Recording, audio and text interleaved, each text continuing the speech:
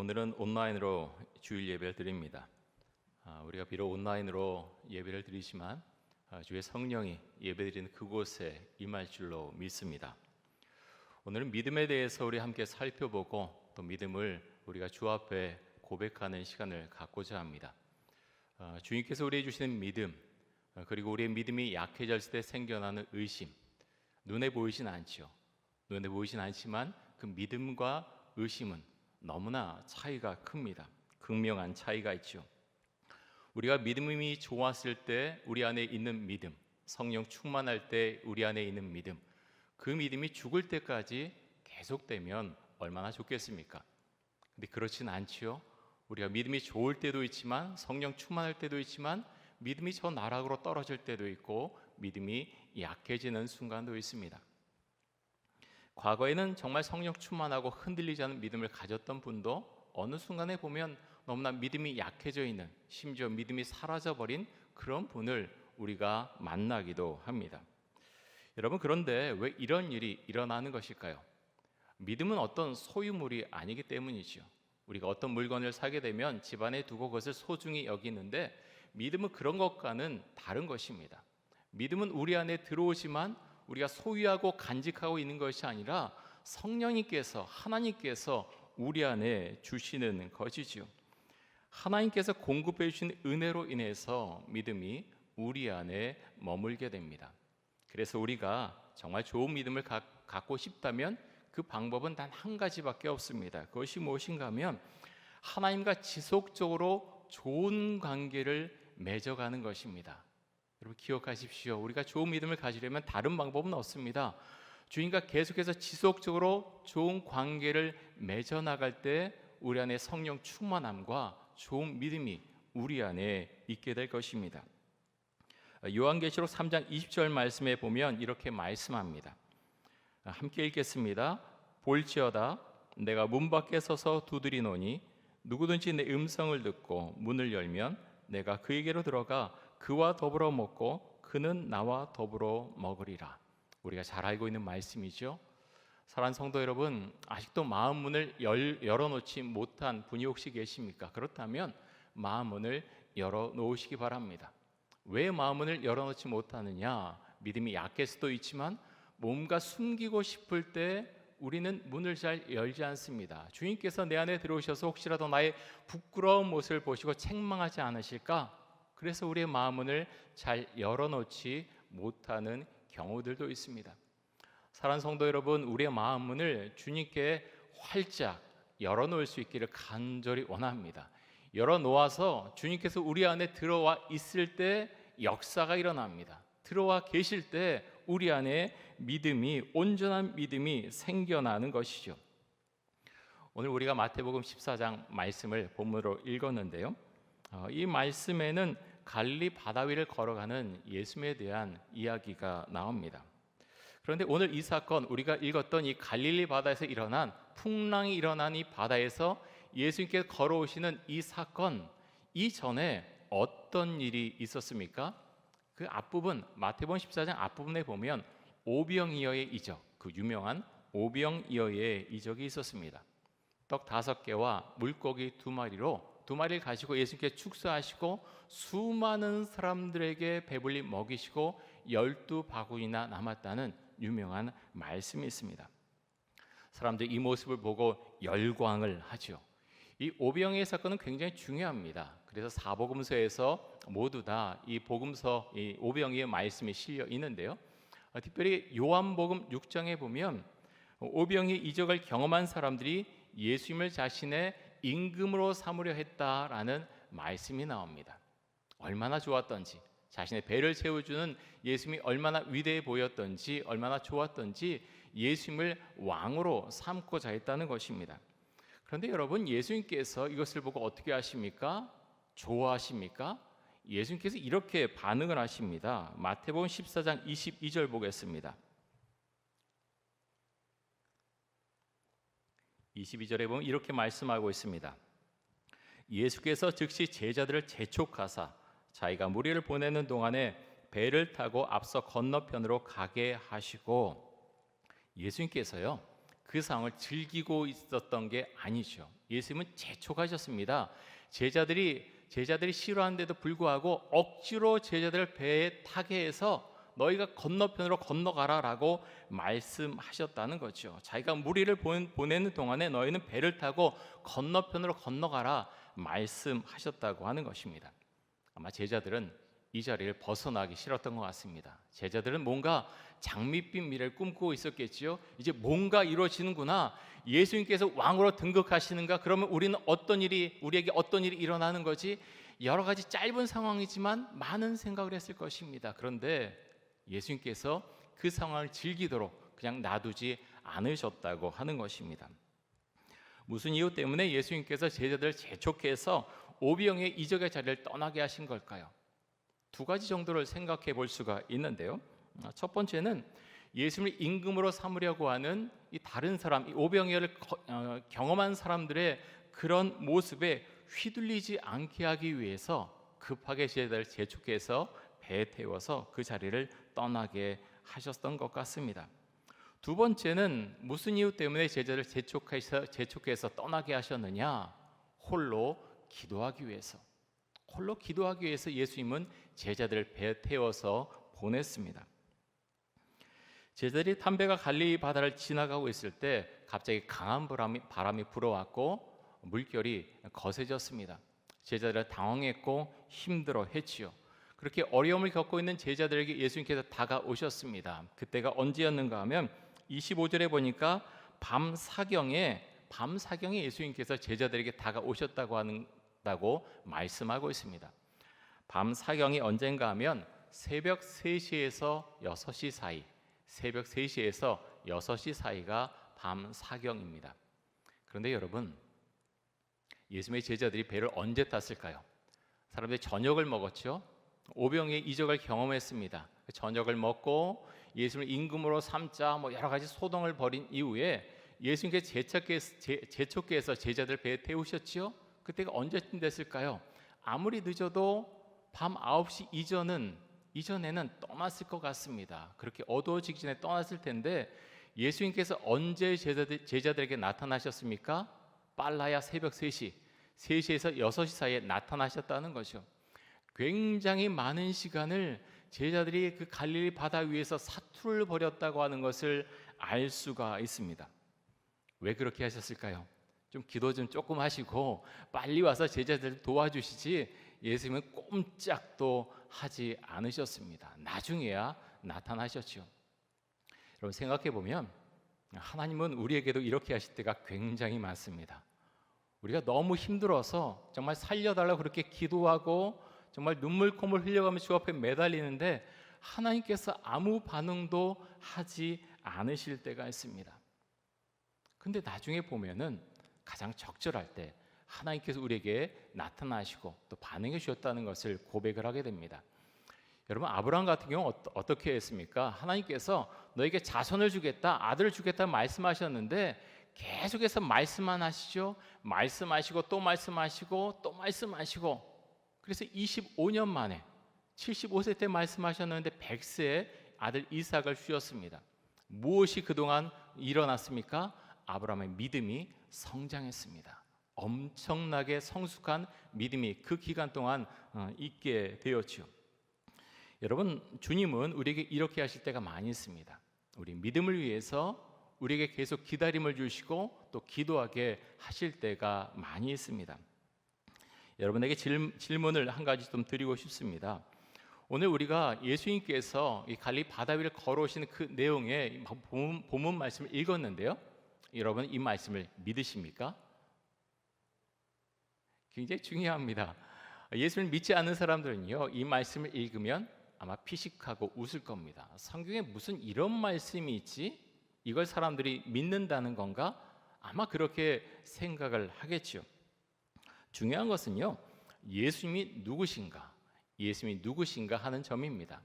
예수님께서 하나님의 아들이시고 이 세상을 창조하신 하나님이시고 이 세상을 다스리시는 자연도 다스리신 하나님이시라는 것을 믿으면 예수님께서 갈릴리 바다 위를 걸어간 것 사실은 그것을 믿는 것 어렵지 않습니다. 하지만 예수님께서 하나님의 아들이신 그것을 믿지 못하고 또 예수님께서 온 세상을 다스리시고 자연도 다스리시는 분이시라는 것을 믿지 못하면 이 사실을 오늘 본문에서 본 말씀 예수님께서 갈릴리 호수 위를 바다 위를 걷는 것을 믿기가 어렵겠지요. 생각해 보면 성경에는 이런 말씀들로 가득 차 있습니다. 창세기 1장 1절에 보면 태초에 하나님이 천지를 창조하시니라, 아무 설명도 없습니다. 태초에 하나님이 천지를 창조하시니라 라고 선포하십니다. 중요한 건 우리가 이 말씀을 믿느냐 믿지 않느냐 선택하는 거죠. 성경에는 수없이 많은 이런 말씀들이 있습니다. 애굽을 탈출할 때 하나님께서 애굽에 10가지 재앙을 내리셨습니다. 애굽 군대가 쫓아왔을 때 그들 홍해 바다에 빠뜨려서 죽게 하셨습니다. 하나님의 아들이신 예수님께서 동정녀 마리아를 통해서 이 땅에 태어나셨습니다. 예수님께서 우리의 죄를 위해서 십자가에 못 박혀 죽으시고 3일 만에 부활하셨습니다. 이것을 과학적으로 어떻게 증거할 수 있습니까? 논리적으로 우리는 설명할 수 없습니다. 하지만 주님은 우리에게 물어보십니다. 내가 이것을 믿느냐라고 물어보십니다. 믿음은 선물이고요. 이 믿음이 고백되어질 때 경험하지 못한 세상을 경험하게 되는 것입니다.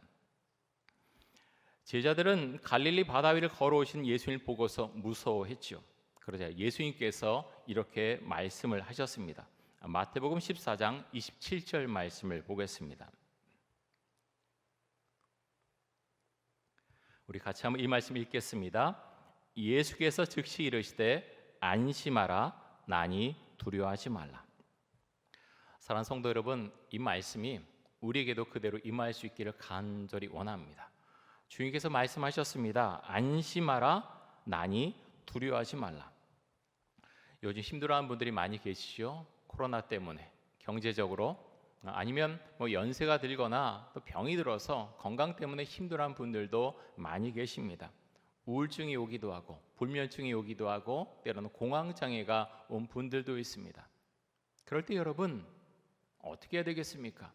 물론 병원에 가서 어떤 처방도 받아서 필요하면 치료도 받아야 되겠지만 이 말씀을 믿는 은혜가 있기를 간절히 원합니다. 신앙의 세계는요, 믿음의 세계는 놀라운 것입니다. 이상합니다. 그건 의사들도 고백하는 거죠. 어떤 약으로만 사람의 병을 치유하는 것이 아닙니다. 오늘 제자들에게 주신 이 말씀, 안심하라, 나니 두려워하지 말라. 안심하라, 나니 두려워하지 말라. 이 말씀을 우리가 받아들일 수 있기를 간절히 원합니다. 너무나 간단한 말씀이죠. 안심하라. 세상에 누구라도 할 수 있는 말씀입니다. 하지만 이 말씀이 권세가 있는 이유는 예수님께서 주신 말씀이기 때문에 권세가 있는 것입니다. 안심하라, 나니 두려워하지 말라. 이 말씀을 우리가 아멘으로 받아들일 수 있기를 간절히 원합니다. 여러분, 믿음의 세계는 이런 것입니다. 이 말씀을 받아들이면 그 은혜의 세계를 경험하는 것이고요. 이 말씀을 나는 받지 못하겠다 그러면 그런 믿음의 세계를 경험하기가 어려운 것이죠. 믿지 않는 사람에게는 아무 일도 일어나지 않습니다. 그런데 예수님께서 안심하라, 나니 두려워하지 말라 이 말씀을 하신 이후에 놀라운 일이 일어나는데요. 28절과 29절 한번 보겠습니다. 베드로가 대답하여 이르되 주여 만일 주님이시거든 나를 명하사 물 위로 오라 하소서 하니 오라 하시니 베드로가 배에서 내려 물 위로 걸어서 예수께로 가되. 여러분, 베드로가 정말 대단하지 않습니까? 우리는 흔히 베드로의 좀 약한 모습, 베드로가 예수님을 3번 부인했던 사건, 오늘 말씀 가운데서 베드로가 믿음이 약해서 물에 빠졌던 그런 일이 집중해서 볼 수도 있지만 그렇지 않습니다. 배에 12명이 타고 있었지요. 아무도 예수님을 향해서 만일 주님이시면 나를 명하사 이 물 위를 걸어오게 해달라고 아무도 말하지 않았습니다. 오직 베드로만이 이 말을 했던 것이죠. 사랑하는 성도 여러분, 우린 주님께 이렇게 말씀드릴 수 있습니까? 지금 풍랑이 일고 있지요. 배 안이 안전합니까? 배 밖이 안전합니까? 배 안이 당연히 안전하겠죠. 그런데 베드로는 예수님을 선택합니다. 만일 주님이시면 나를 명하사 물 위를 걸어오라고 말씀하소서라고 그렇게 말씀을 드리죠. 사랑하는 성도 여러분, 하나님께서 우리에게 이렇게 말씀하실 때가 있어요. 풍랑이 있는 그 바다처럼 우리의 삶의 상황이 마치 풍랑이 있는 것처럼 금방 물에 빠져 죽을 것처럼 그렇게 어려운 상황이 있습니다.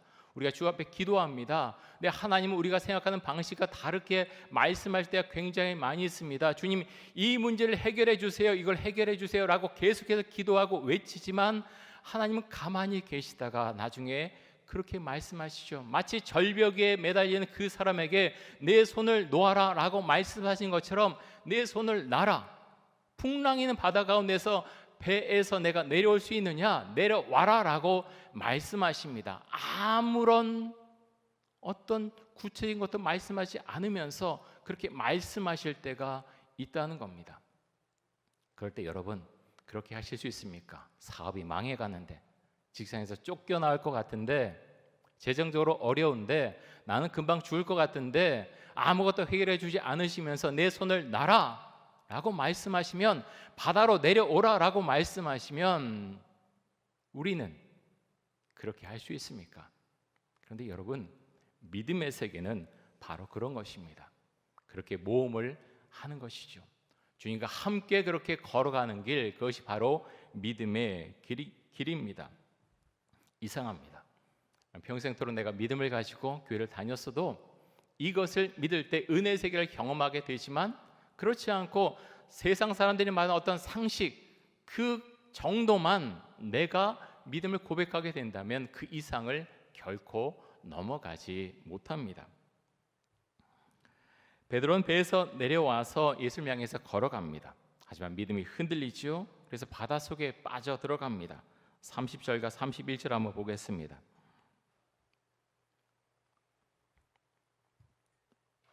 우리 같이 한번 읽겠습니다. 바람을 보고 무서워 빠져가는지라 소리질러 이르되 주여 나를 구원하소서 하니 예수께서 즉시 손을 내밀어 그를 붙잡으시며 이르시되 믿음이 작은 자여 왜 의심하였느냐 하시고. 여러분, 우리도 이럴 때가 있죠. 바람이 붑니다. 바람이 분다는 것은 무엇입니까? 어려움이 온다는 것이요, 광해에 거할 수 있다는 겁니다. 사업에 어려움이 오고, 직장에 쫓겨날 위기에 처하고, 자식이 말썽을 피우고, 건강에 이상이 생기고, 수많은 일들이 다가올 때 나에게 믿음이 있다고 생각했는데, 그래서 주께서 말씀하실 때 아멘 주님 따라가겠습니다 했는데 발자국을 내밀었는데 흔들리는 거예요. 내가 주를 믿는다고 했는데 왜 이런 일이 일어나지?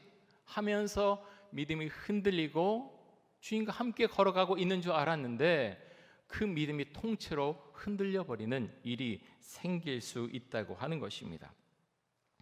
네, 여러분, 그렇게 했을 때 베드로가 뭐라고 말씀을 드립니까? 소리질러 이르되 주여 나를 구원하소서. 소리질러 이르되 주여 나를 구원하소서. 우리도 그렇지요. 정말 죽을 것 같을 때 주님 나를 살려주옵소서, 주님 저를 살려주십시오라고 기도하지 않습니까? 근데 놀라운 건 주님께서 그 마음을 다 아시며 그 상황을 아시면서도 손을 내밀어서, 즉시 손을 내밀어서 베드로를 붙잡아 주셨다고 하는 것입니다. 하나님께서 우리에게도 동일하게 이렇게 하시는 줄 믿습니다. 하나님은 다 알고 계시죠. 주님은 알고 계십니다. 우리의 믿음이 흔들리고 그 믿음이 연약하고 주여 믿습니다 하고 돌아서서 딴짓하는 것 알고 있죠. 우리의 믿음이 요동칩니다. 믿음이 좋은 줄 알았는데 금방 떨어지고, 떨어진 줄 알았는데 다시 주의 은혜로 다시 올라서게 되죠. 그런데 주님께서 우리가 이렇게 흔들릴 때 손을 내밀어서 붙잡아 주신다고 하는 것입니다. 베드로의 손을 잡아 이렇게 세워주신 예수님께서 베드로에게 이렇게 말씀하시죠. 믿음이 작은 자여 왜 의심하였느냐? 믿음이 작은 자여 왜 의심하였느냐? 믿음이 작아지면 의심합니다. 그렇죠? 믿음이 작은 자는 믿음이 작아지면 흔들립니다. 하지만 믿음이 큰 자는 흔들리지 않죠. 믿음이 큰 자는 예수님을 의심하지 않습니다. 사랑하는 성도 여러분, 여러분은 어떤 믿음을 갖고 계십니까? 예수님을, 하나님을, 성령님을 혹시 의심하십니까? 의심은 우리가 믿음으로 가기 위해서 사실은 걸어가야 될 어떤 하나의 어떤 루트인지도 모릅니다.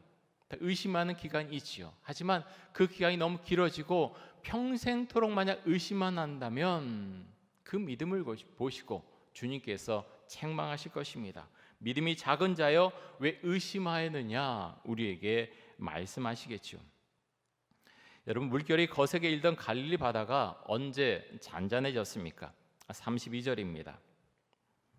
이렇게 말씀합니다. 배 함께 오름에 바람이 그치는지라. 누구와 함께 올랐습니까? 예수님과 함께 배에 올랐습니다. 배에 예수님과 함께 오르자 바람이 그쳤다. 물결이, 거세된 물결이 잔잔해졌다라고 말씀합니다. 바로 이거지요. 이것이 믿음의 세계입니다.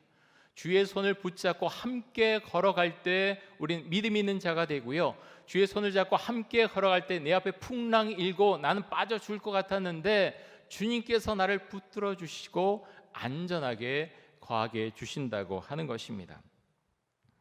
말씀 한 구절 더 보겠습니다. 요한복음 15장 4절과 5절을 보겠습니다.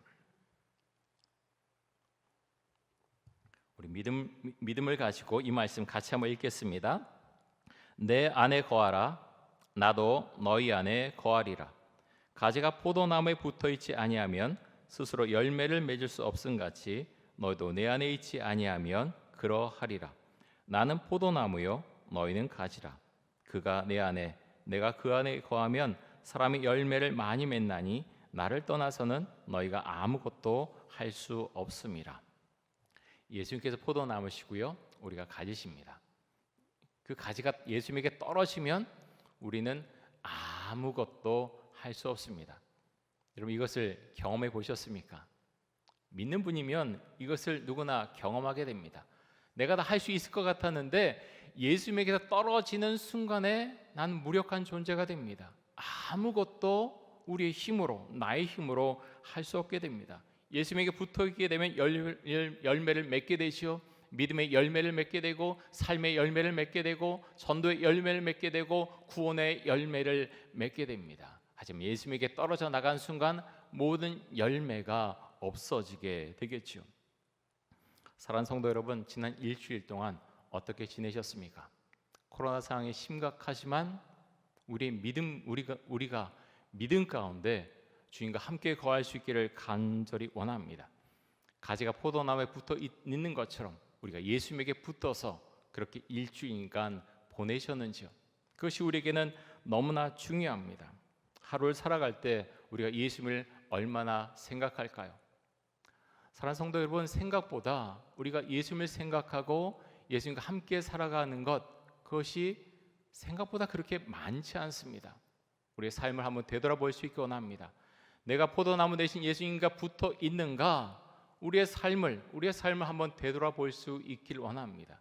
중요한 것은 우리가 포도나무 대신 예수님과 정말 붙어 있을 수 있는가 하는 점입니다. 그렇게 붙어 있을 때 우리 가운데 주님께서 믿음을 주시고, 그 믿음 가운데서 거센 풍파가 있는 이 세상 가운데서 힘있게 주를 의지해서 열매를 맺으면서 이 세상을 살아가게 해주실 것입니다. 사랑하는 성도 여러분, 이런 은혜가 우리에게 있을 수 있길 간절히 원합니다. 가정에 예배 드리는데요, 한편으로는 참 이렇게 가정에 예배 드리는 것이 참 마음이 안타깝기도 하지만 이렇게라도 예배 드릴 수 있는 것, 그것이 또 감사합니다. 주의 말씀을 함께 듣고 함께 묵상하고 이 말씀을 듣고 우리가 할 수 있는 것, 그것이 큰 은혜라고 생각됩니다. 사랑하는 성도 여러분, 우리가 믿음 가운데 거하길 원하고요, 그리고 코로나19로 힘들어하는 요즘, 이게 언제 끝날지 모르지만 우리 믿음이 흔들리지 않고 믿음 가운데서 예수님의 손을 붙잡고서 그렇게 믿음의 길을 달려나갈 수 있기를 간절히 원합니다. 우리 함께 기도하겠습니다. 이 시간 기도할 때 코로나로 인해서 모두가 힘들어하는 가운데 있지만 두려워하지 말라는 예수님의 말씀을 마음에 받아들이고 살 수 있게 하여 주옵소서. 배에서 빠져나와서 거센 물결이 일렁이는 바다 위를 걸어간 베드로처럼 주님을 의지하는 믿음을 갖게 하여 주옵소서. 작은 믿음이 아니라 큰 믿음을 가지고 주님을 전적으로 신뢰하며 살아가게 하여 주옵소서. 우리 함께 동성으로 기도하겠습니다. 감사합니다. 우리 가운데 믿음을 주옵소서. 작은 믿음이 아니라 큰 믿음을 가지고 우리가 세상을 살아갈 수 있기 원합니다. 우리 마음이 약해지고 불안해지고, 하나님, 그래서 마치 세상을 잃은 것처럼 주님께서 나와 함께하지 않는 것처럼 그런 작은 믿음을 가지고 주를 의심하고 살지 않도록 우리에게 큰 믿음을 주시길 간절히 원합니다. 풍랑이 있는 바다에서 그 배에서 예수님께서 베드로에게 오라라고 하셨을 때 베드로가 그 배에서 내려 주를 향해 걸어간 것처럼 우리도 우리의 삶을 내려놓고 상을 내려놓고 하나님 우리가 그 바다 위를 걸어간 베드로처럼 우리도 걸어갈 수 있기를 간절히 원합니다. 걸어갈 수 있는 믿음, 순수한 믿음을 주어서 정말 주말 따라가도록 주 은혜를 주시고 그 가운데서 우리의 믿음이 코로나 상황 가운데 더욱더 성장하고 정말 주를 향해서 나아갈 수 있기를 간절히 원합니다. 우리 마음 가운데 진실한 믿음, 순전한 믿음 주어서 정말 주만을 따라가며 아버지 우리가 그렇게 어떤 구호로서 외치는 것이 아니라 우리의 속마음이 속사람이 정말 주 앞에 온전하고 주 앞에 나아가는 그런 귀한 은혜 가운데 있을 수 있도록 주님 역사하시고 은혜를 주옵소서.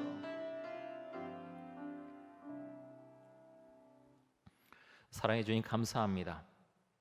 풍랑이 있는 그 바다 가운데에서 배에서 내려서 예수님을 향해서 걸어갔던 베드로처럼 우리도 주께서 말씀하실 때 걸어서 내려서 주를 바라보면서 걸어갈 수 있는 그런 믿음을 주시기를 간절히 원합니다.